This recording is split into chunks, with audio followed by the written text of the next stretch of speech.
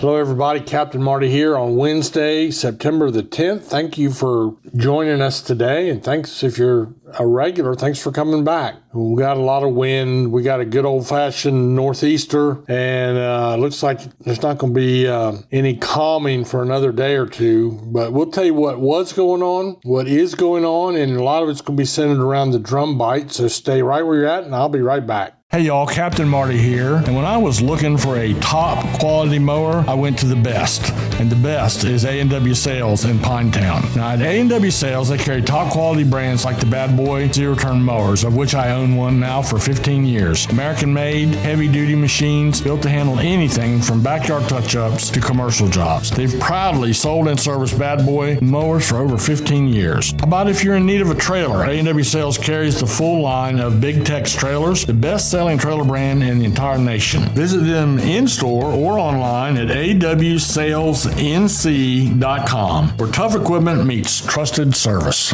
Let's be real. No one wants to deal with nasty varmints like mice, roaches, creepy crawlies, and critters. Leave that work to the experts at Outer Banks Pest Control. Outer Banks Pest Control is the best on the beach when it comes to eradicating those unwanted creatures. They've been in business for over 25 years with well over 100 years of combined extermination experience. Specializing in both commercial and residential properties, Outer Banks Pest Control has all the tools and equipment necessary to take on any pesky job. They pride themselves on top quality customer service and workmanship. Hey, if it ain't red and yellow, it's just some coattail riding fella. Outer Banks Pest Control, the best on the beach with a proven track record of excellence since the year 2000 and online at outerbanks-pestcontrol.com.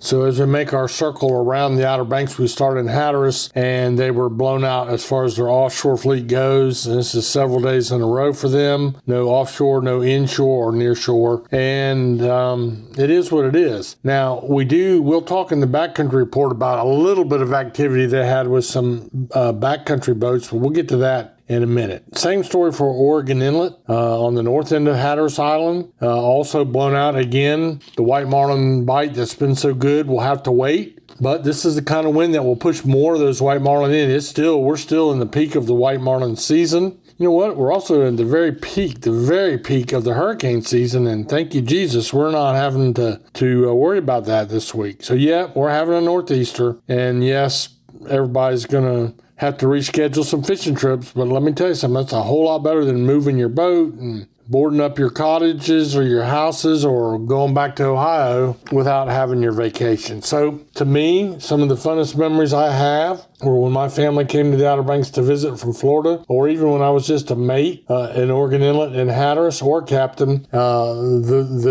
The blow days spent around a rental house over on the beach side, playing Monopoly, playing cards, tending bar, having some fun were some of the best memories I had. You really tend to relax a little bit and just enjoy it. So I hope that's what everybody's doing. The main fishing we have to talk about is the drum bite. Now, they love the stormy weather. Most all of the reports I got are on the piers north of Oregon Inlet, although I do know they've caught some down on Hatteras Island on the piers as well. So we'll just have to see about how long that's going to last. But a really good drum bite, everything from yearlings up to some big drum. I saw a couple of 44 inchers caught. This is all catch and release fishing. I understand it got a little bit tense at times on the pier with the wind and the sea and people getting tangled up. But just remember, you're out there to have fun, and it's really cool to go out and watch them catch the big drum.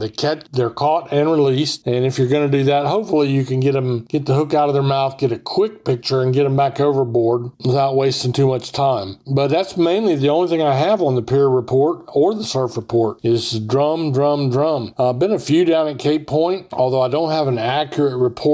I could not find anybody that was even in their tackle shops yesterday, so don't know really how good it is down that way. But drum fishing, if you're not going to go do it, go watch them do it on the end of the piers. Take your phone, take some pictures, and you'll see what that's all about. So we'll take a little break, and we'll be right back to talk to you about what's going on, what little bit is going on in the backcountry in the Pamlico Sound. Ahoy there, folks. Captain Edward Lee here, and I want to invite you aboard the Miss Oregon Inlet 2. She's a modern 60-foot headboat outfitted with the latest top-quality safety and fishing equipment. And it ain't just about fishing. Keep your eyes peeled for dolphins, turtles, and all that beautiful Outer Banks scenery. Miss Oregon Inlet 2 is available for private charters, including bachelor and bachelorette parties, corporate retreats, and family reunions. So ditch the beach for a bit and set sail with the Miss Oregon Inlet 2. So in the Pamlico, we had some boats out of Hatteras. As I understand it, they did go back, got a little bit of a lee they could get in, and they did catch bluefish and some puppy drum, some slot-sized puppy drum where they could bring one per person back. And that is really all of the sound report that I have. That does not mean that some other boats might have gotten out, but if they did, I could not find evidence of it. So it's been a really good big drum bite in the sound, especially around Wanchese, back of Oregon Inlet, Duck Island, and those areas. A lot of folks going out there and doing some catch and release fishing. Another spot that's been really good is the backside of Ocracoke. Boats going out of Hatteras, crossing the inlet, and going down there and fishing on the backside of Ocracoke have done really, really good too. And if the wind will lay down enough, there's been bluefish, and there's been sheephead, and there's been trout. So we're getting ready to go to the fall trout season. It's usually a pretty good one. So we'll hear more about that. This would be a good time to try out some of the wading spots I've been talking about, where you can get a lee, get the wind on your back. Roanoke Island, there's always a lee somewhere. You might have to get on one side of the island or the other, but there's always somewhere, if you got an itch and you need to scratch it to go fishing, Roanoke Island is the place. Keep that in mind. Get your popping cork rigged up. Don't know how to do that? Go to your local tackle shop and they'll show you, and get out there and do a little cast and retrieve fishing. Is some of the funnest, most relaxing fishing there is. So keep it in mind. All right, that's our fishing report. That's all I have for you. No breaking news, nothing like that.